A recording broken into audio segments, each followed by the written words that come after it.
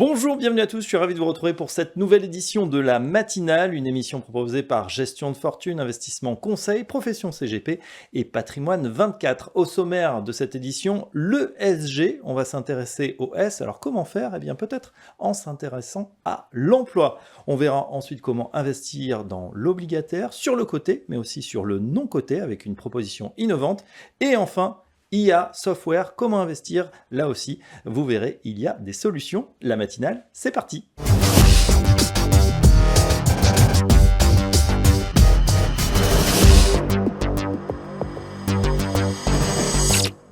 Et tout de suite dans la matinale, on parle critères extra-financiers, et notamment l'emploi, avec notre invité, un spécialiste, c'est Michel Escalera. Bonjour Michel. Bonjour Fabrice. Vous êtes directeur général de Palatine AM, et avec vous justement, on va parler de l'emploi, qui est peut-être un levier de performance financière à long terme. Alors vous, ça fait longtemps que vous mettez les critères extra-financiers, donc ESG, écologiques sociaux et de bonne gouvernance au cœur de votre stratégie d'allocation, malgré le ESG bashing qu'on observe depuis un an. Est-ce que vous persévérez sur cette ligne? Alors la réponse courte, c'est oui, on persévère. Oui, c'est vrai chez Palatine Asset Management, il y a une longue tradition sur ces critères environnementaux, sociaux et de gouvernance. La société, bien avant mon arrivée, en 2006, avait lancé un des premiers fonds labellisés ISR de la place, un fonds qui avait le très joli nom de Or Bleu. Oui. Et qui était focalisé donc sur les stratégies sur l'eau.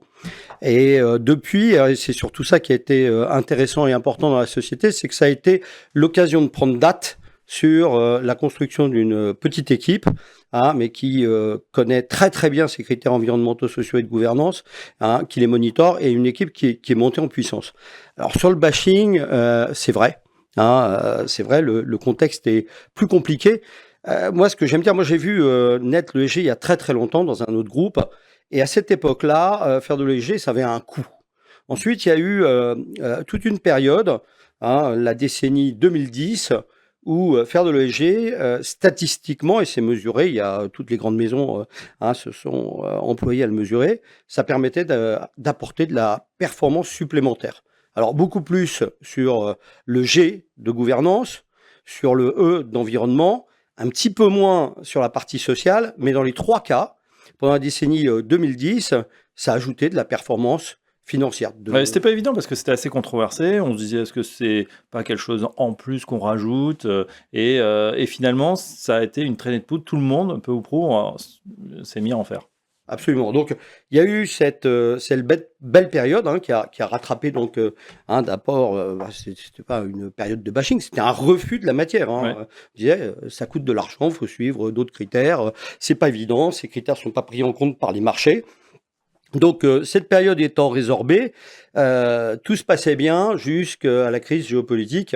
Avec donc l'invasion de l'Ukraine.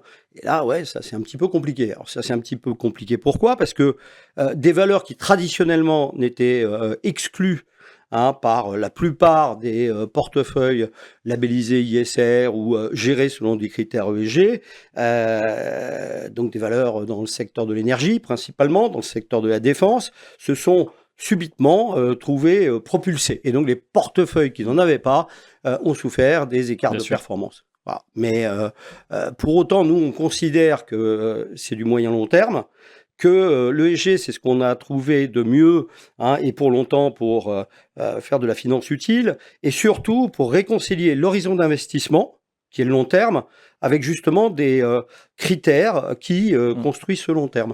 Alors justement, plus spécifiquement, quels sont les indicateurs que vous observez? Je crois que vous attachez en particulier à l'emploi et à la QVT, la qualité de vie au travail. Expliquez-nous pourquoi et comment vous faites. Alors l'idée, d'abord, ça a été de créer une gamme qui permette de répondre aux motivations des clients. Vous savez que depuis un peu plus de 2 ans maintenant, les clients doivent exprimer leurs préférences en matière de durabilité. Tout à fait. Et on a déjà des fonds estampillés environnement, un fonds estampillé gouvernance. Dans le marché, il y a un manque, on l'appelle le parent pauvre de l'ESG sur le social. Donc on s'est interrogé pour savoir quels critères objectifs, mesurables, pertinents permettait justement de faire exister ce social dans une stratégie d'investissement et créer de la valeur, évidemment, puisque le but, c'est pas de faire de l'ESG romantique, c'est de faire de l'ESG très très pragmatique et qui apporte un supplément de performance. Donc nous, on s'est intéressé au social à travers l'emploi durable. L'emploi durable, alors évidemment, il faut s'interroger sur ce que ça peut embarquer, mais dans l'emploi durable, il y a d'abord emploi. Donc, on mesure la création d'emplois de nos portefeuilles par rapport à l'indice de référence. Donc, c'est le premier indicateur. Il faut, à l'intérieur des portefeuilles, investir dans les sociétés, c'est au moins ce qu'on se propose, qui vont créer des emplois. Ensuite, il y a des verticalités. L'emploi des jeunes, l'emploi des seniors, l'emploi des personnes en situation de handicap. Et dans chacune de ces verticalités, il y a un peu comme des tiroirs ou des sous-critères qui vont venir compléter. Et au total, c'est 110 métriques, qualitatives et quantitatives. Alors, qualitative, ça va être, je me fixe un objectif, par exemple, de réduire l'écart de salaire à fonction égale entre les hommes et les femmes. Oui. Et je me donne une trajectoire, quelques années pour le faire. Et donc, ça, on peut suivre puisque ça nous permet de regarder chaque année comment l'entreprise progresse dans cette direction-là. Et puis, ça peut être quantitatif pur. C'est le pourcentage de ma masse salariale que je vais consacrer à la formation. Je dis pas ça par hasard parce qu'on considère que la formation, c'est quelque chose de fondamental en fait dans la stratégie des entreprises parce que ça leur permet d'abord d'attirer des talents. Ça leur permet d'entretenir ces talents, ça permet de faire monter en compétences, ça permet de favoriser l'innovation. L'innovation, c'est de la productivité. La productivité, c'est de la valeur économique à moyen long terme. Et la valeur économique à moyen long terme, c'est de la performance financière à moyen long terme. Donc, vous voyez, c'est un cercle vertueux. La boucle est bouclée, effectivement. Alors, justement, pour en savoir un petit peu plus, quel est le fonds que vous présentez Quelles sont ses caractéristiques? Alors, c'est un fonds qui s'appelle Palatine Europe Sustainable Employment. En français, c'est emploi durable. Oui. C'est un fonds qui investit dans des grandes capitalisations européennes. Donc, c'est un fonds qui se compare à un indice de référence qui n'est pas un indice spécifique seulement de valeur qui ferait du social, mais qui se compare donc à des indices généraux avec un objectif qui est de le battre, en créant de la valeur à moyen long terme, sur la base un petit peu du process que je viens de vous décrire. C'est un fonds qui est évidemment labellisé ISR, évidemment article 9. Alors évidemment, article 9, c'est moins évident que ça ne pourrait le paraître, parce que être article 9, c'est extrêmement contraignant. Et donc ça expose à des risques de réputation, à des risques donc on fait extrêmement attention à toutes ces dimensions-là. Et c'est un fonds qui a beaucoup mieux traversé en fait la période récente depuis cette fameuse crise géopolitique dont on parlait tout à l'heure, que ne l'auraient fait des fonds environnementaux. Voilà, Palatine Europe Sustainable Employment, pour mettre de l'emploi durable dans votre portefeuille. Merci Michel Escalera. Je rappelle que vous êtes directeur général de Palatine AM et à très bientôt dans la matinale. Merci beaucoup, à très bientôt.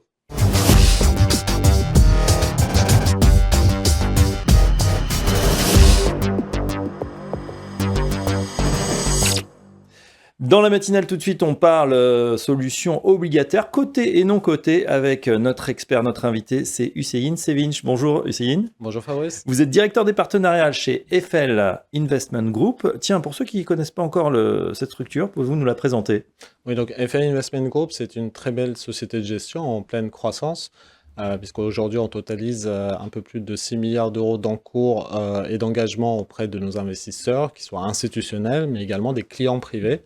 Donc on est actif sur différents volets d'actifs privés, notamment non cotés et cotés, sur le private equity, la dette privée d'entreprise et les infrastructures en equity ou en dette, et également sur les actions et le crédit coté via des OPCVM. Donc on lève environ 1 milliard d'euros par an auprès d'institutionnels et des clients privés, et on a la chance de travailler avec des conseillers en gestion de patrimoine et des professionnels du patrimoine, des réseaux, pour la distribution de nos fonds. Voilà, et qui nous regardent justement très attentivement, justement à une période où les marchés sont relativement hauts, les clients sont un petit peu moins friands des actions en direct ou des fonds actions, ils souhaitent sécuriser plutôt leurs assets. Vers quoi se positionnent-ils? Qu'est-ce que vous observez? On observe vraiment sur le terrain depuis, on va dire, plus d'1 an et demi, qu'il y a un vrai relais qui est pris avec la hausse des taux Et les investisseurs se tournent un peu plus vers les sujets autour des fonds euro-boostés, Oui. avec la promotion faite par les compagnies d'assurance, vers également les produits structurés, un peu moins vers l'immobilier pour les raisons que l'on connaît tous. Aujourd'hui, je pense qu'il y a vraiment de la place depuis quelques temps sur les sujets orientés vers le rendement, que ce soit sur le côté ou sur le non-côté. Et donc, on observe également chez Eiffel qu'il y a un regain sur ce type de solution pour les investisseurs. Alors, on démarre avec le côté. C'est une des solutions, en tout cas une proposition sur les obligataires qui fait florès en ce moment. Le fonds obligataire daté, bien évidemment, vous en avez un à proposer.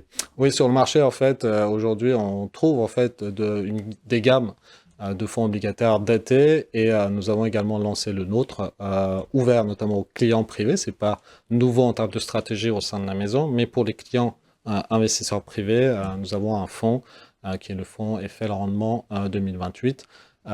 Donc, qui est orienté vers le rendement pour rechercher en fait cette opportunité autour de l'obligataire coté, où il y a encore des sujets et datés, avec un horizon qui peut être donné, également un rendement qui peut être proposé, qui est bien entendu pas garanti.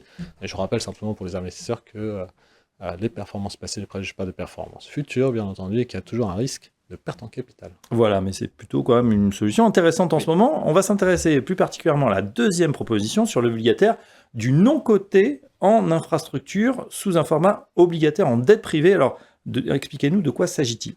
Alors c'est très original et assez intéressant à notre sens, puisqu'en fait, nous avons une expertise depuis plus de 10 ans auprès d'institutionnels, c'est notamment sur le volet infrastructure.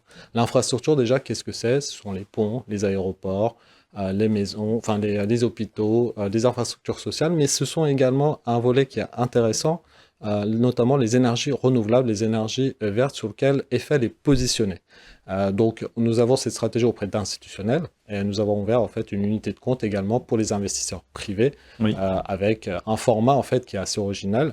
Et nous avons surtout combiné cela autour des sujets de la dette privée en instrument. Donc, c'est de l'obligataire non coté sur un actif où il y a un peu plus de visibilité que le private equity des entreprises, c'est l'infrastructure. Donc là, on est sur des domaines en fait assez précis où on peut vraiment orienter son épargne vers des choses assez concrètes. Donc de l'obligataire non coté sur un actif réel, infrastructure. Et là, on travaille avec un fonds qui s'appelle Eiffel Infrastructure Verte, qui est proposé auprès des réseaux. Justement, ce sera ma dernière question, Essine. Le non-coté, tout le monde en parle en ce moment. Est-ce qu'il faut en mettre dans les portefeuilles en 2024? Oui, c'est vrai qu'en fait, on n'a pas attendu en fait cette tendance de la démocratisation des actifs privés au sein d'Eiffel, puisqu'on travaille sur le sujet depuis 2001 avec les fonds de la gamme Alto. Et nous avons en fait aujourd'hui, on constate qu'il y a différentes formes d'actifs privés non cotés. Il y a le volet du private equity, le volet de la dette privée d'entreprise ou autre, l'infrastructure, et également dans une moindre mesure, un peu moins important aujourd'hui, c'est l'immobilier. Donc en fait, qui n'ont pas tous, en termes de stratégie, les mêmes caractéristiques. On ne peut pas mettre toutes ces stratégies-là sur le même volet uniquement du non-coté. Il faut vraiment apprécier le coupe-rendement risque de chaque classe d'actifs. Et ça peut aujourd'hui, c'est en train de d'émerger et se développer de manière assez forte. Et je pense que toutes ces stratégies-là vont s'affiner dans le temps, dans les 3-5 prochaines années, sous l'impulsion notamment de la réglementation autour de la loi industrie verte également. Donc il va y avoir pas mal de sujets en fait. Et donc les distributeurs et les professionnels peuvent orienter leurs clients de manière raisonnable, en évaluant les patrimoines et leurs capacités de chaque client, vers telle ou telle stratégie qui peuvent être adaptées pour le patrimoine d'un client. Et voilà, obligataire coté ou non coté, et pourquoi pas en infrastructure, une corde de plus à l'arc des conseillers en gestion de patrimoine qui nous regardent, et on sait qu'ils sont nombreux. Merci, Hussein Sevinch. Je rappelle que vous êtes directeur des partenariats chez Eiffel Investment Group, et à très bientôt dans la matinale. À bientôt.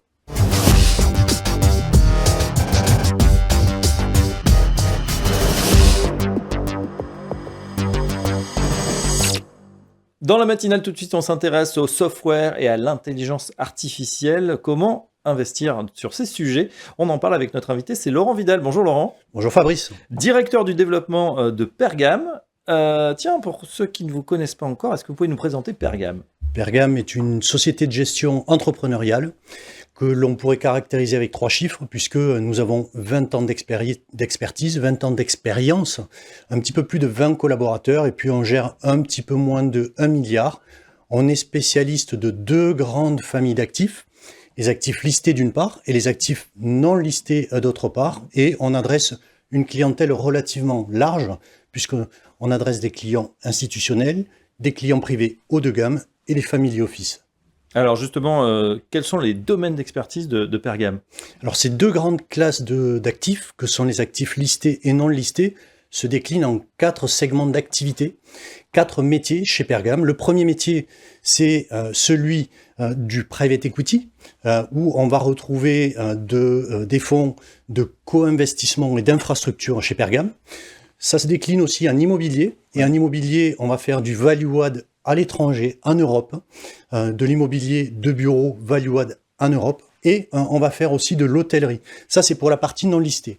Pour la partie listée, on a une grosse activité de gestion privée chez Pergam, et puis plus récemment, on rentre sur le segment de la distribution avec de la gestion collective et des fonds thématiques sur lesquels on a une très belle histoire à raconter. Alors justement, on va rentrer dans cette histoire, cette thématique qui est résolument tournée vers l'avenir, hein, avec justement le software, l'intelligence artificielle, la technologie.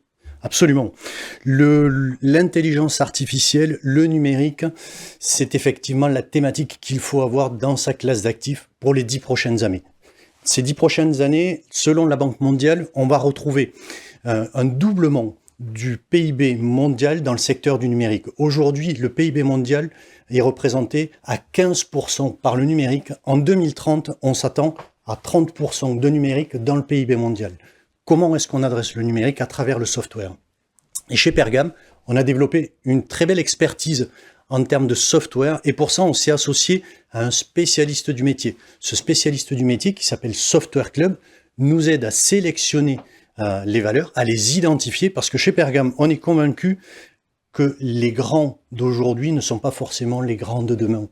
Et donc, on ne va pas construire une stratégie sur les 7 magnifiques, mais plutôt sur ceux que l'on considère être les grands de demain. Et là-dedans, on va retrouver des valeurs comme CrowdStrike, comme Datadog, comme MondoDB, des valeurs qui aujourd'hui font entre 50 et 100 milliards de capitalisation boursière, des valeurs qui n'existaient pas il y a une petite vingtaine d'années et qui ont eu une croissance phénoménale et qu'il faut avoir aujourd'hui dans ces allocations d'actifs pour pouvoir bénéficier de cette croissance et notamment participer à ce doublement de la représentation du numérique dans le PIB mondial. Ouais, dans le cloud, dans la cybersécurité et dans tant d'autres avec des modèles, et c'est vrai, d'abonnement extrêmement résilients. Alors justement, on va se pencher sur un fonds en particulier, le focus sur le fonds Software Conviction Fund. De quoi s'agit-il? En tout cas, on peut dire déjà que les performances sont assez exceptionnelles.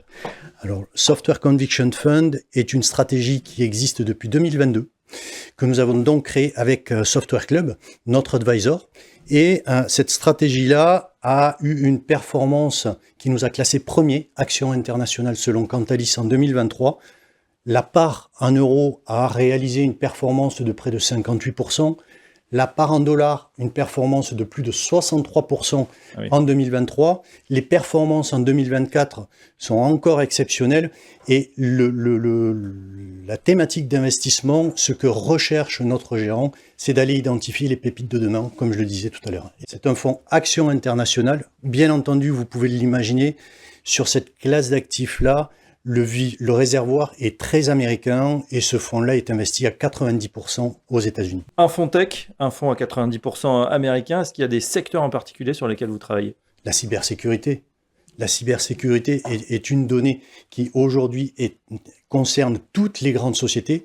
Numérisation dit protection des données. Donc la cybersécurité est un véritable actif sur lequel il faut être, d'une part, le traitement des données, la donnée intelligente, d'autre part, et enfin, un sujet sur lequel il faut absolument aussi se positionner, c'est le développement des applications business.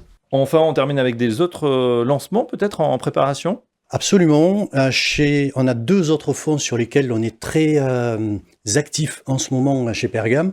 Le premier, c'est un fonds action international aussi, et sur une classe d'actifs qui est plutôt méconnue, qui est celle des holdings, celle où on va aller chercher les capitaines d'industrie visionnaires, et le tout dans une stratégie qui va être beaucoup moins volatile, plus performante que les indices boursiers, d'une part.